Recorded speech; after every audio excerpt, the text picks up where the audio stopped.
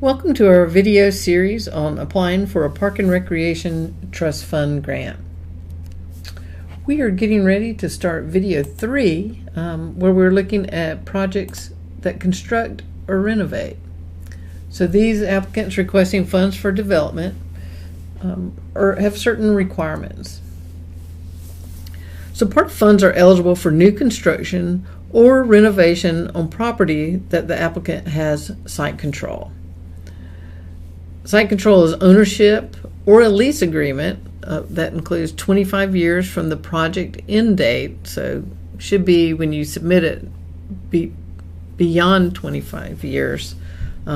If you're 10 years into a 25-year lease, you do not have the needed site control. So make sure that is updated as you submit your application.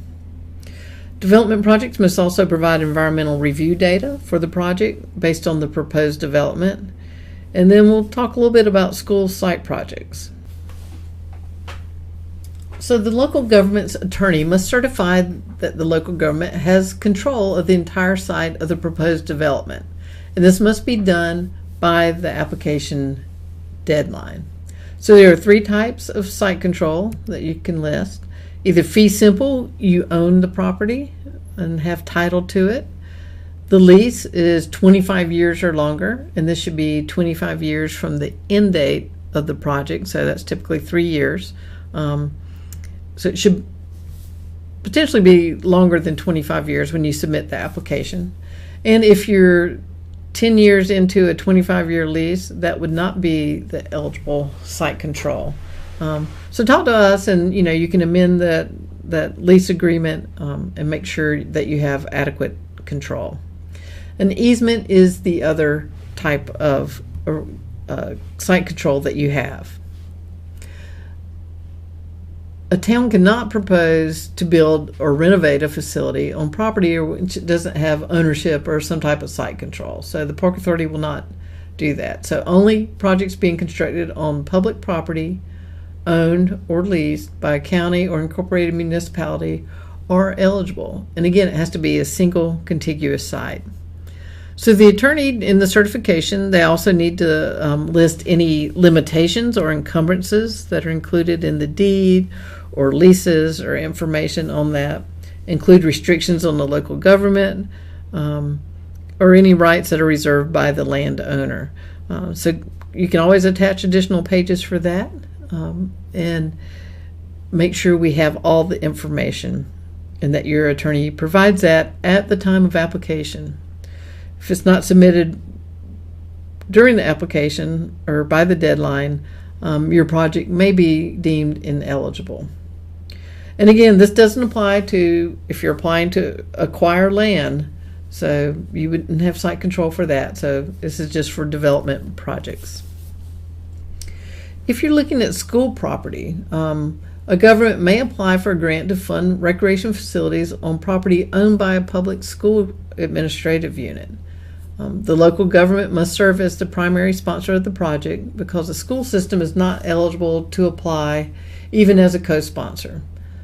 So there are details for outlining the process to submit an application within our application guide. So make sure you look at that. And that you should have an executed joint use agreement submitted with your application. So again, and then the part of staff would approve that agreement before the application can be considered for funding. So contact your regional consultant again with RRS, and we're happy to give you sample joint use agreements and discuss the project proposed. The other item is that only recreation facilities not generally provided at schools are eligible. So in this example, elementary schools typically always have a playground. So you could not apply for PARTF to build a playground at an elementary school. High schools and a lot of middle schools typically have athletic facilities and athletic fields. So you could not apply to build, a baseball field at a high school because that would be something that's normally provided by the school system. So again, talk with us, let us know what you're planning to do. There's so many scenarios. We're happy to discuss that with you. And if you're doing a swimming pool or aquatic facility, that will be eligible at any type of school property if you're considering that. The next item we're looking at is an environmental review. And again, the goal of this section is to determine if the project will comply with the requirements of the State of North Carolina Environmental Policy Act. There are 3 parts to this, 2 of which are required components of the application. That's the environmental impact section and the environmental review mapping that you will provide.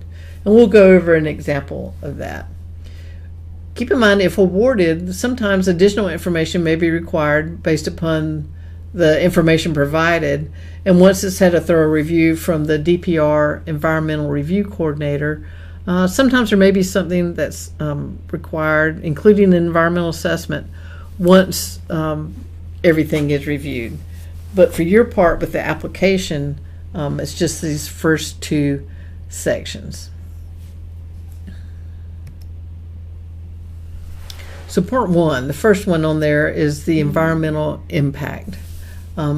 This section has a series of questions asking you to provide detailed information on the aspects of your project site. And this is an important section, and we ask you to provide as much detail as possible.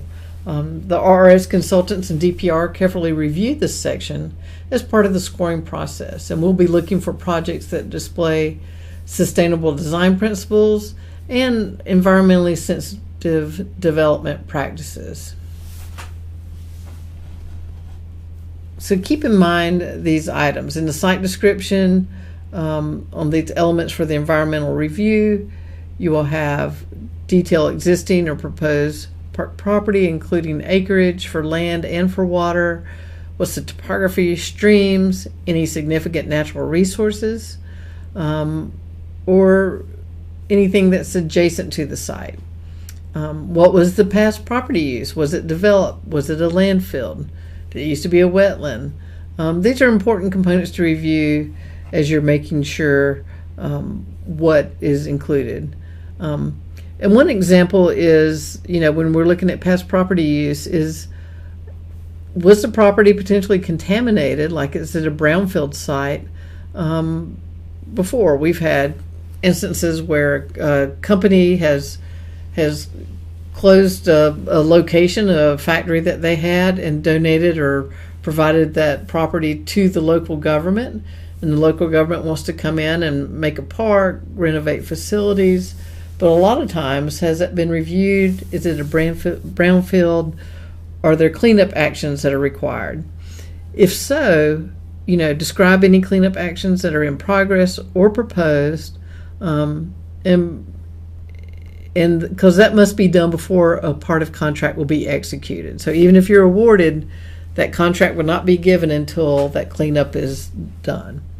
Therefore, PARTF program recommends that all local governments wait until cleanup is completed before you apply for the grant. The other items on environmental impact are looking at archaeological or historic sites, list any known information on the site or even in the vicinity of the site. Has it been surveyed by archaeologists? If so, list who that is and what was done. There is a website from the Historic Preservation Office that you can go and find more information.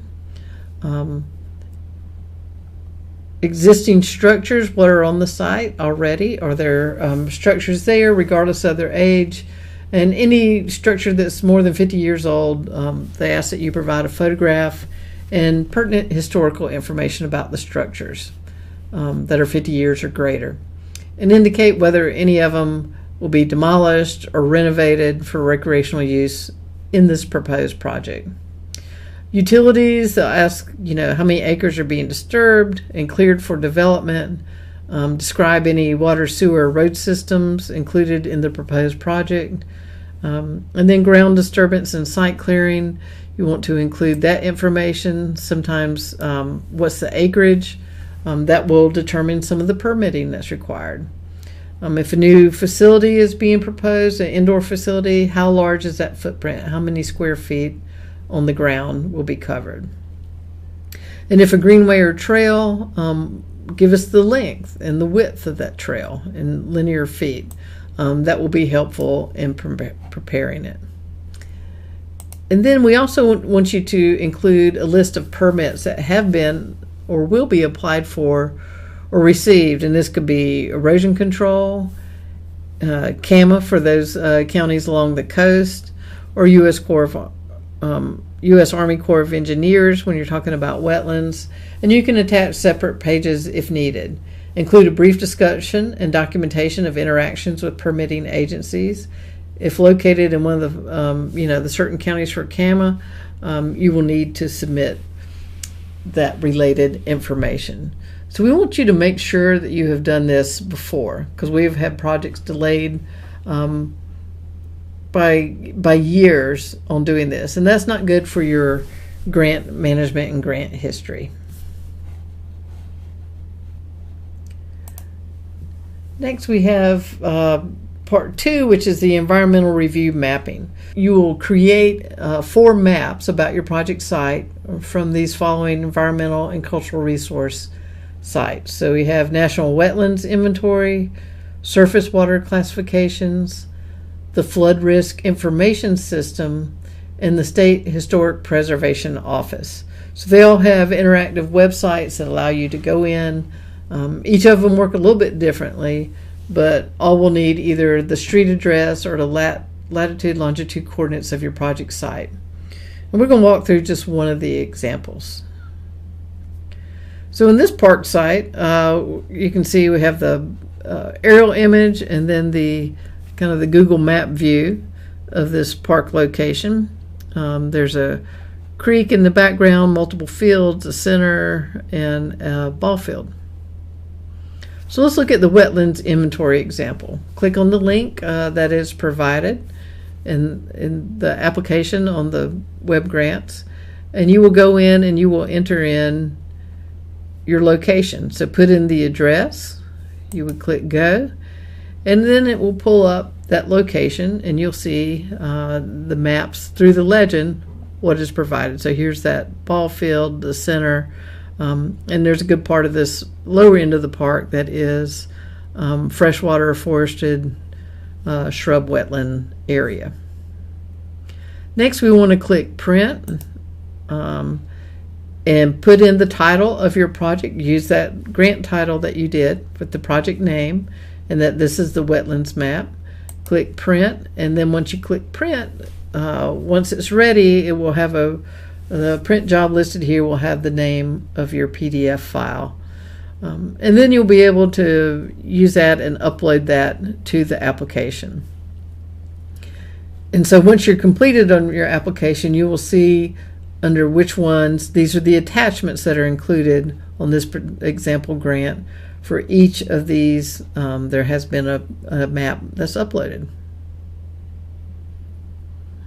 Thank you. That's the conclusion of video 3 for development projects. And if you have any questions, please reach out to RRS and your consultant will be glad to give you assistance.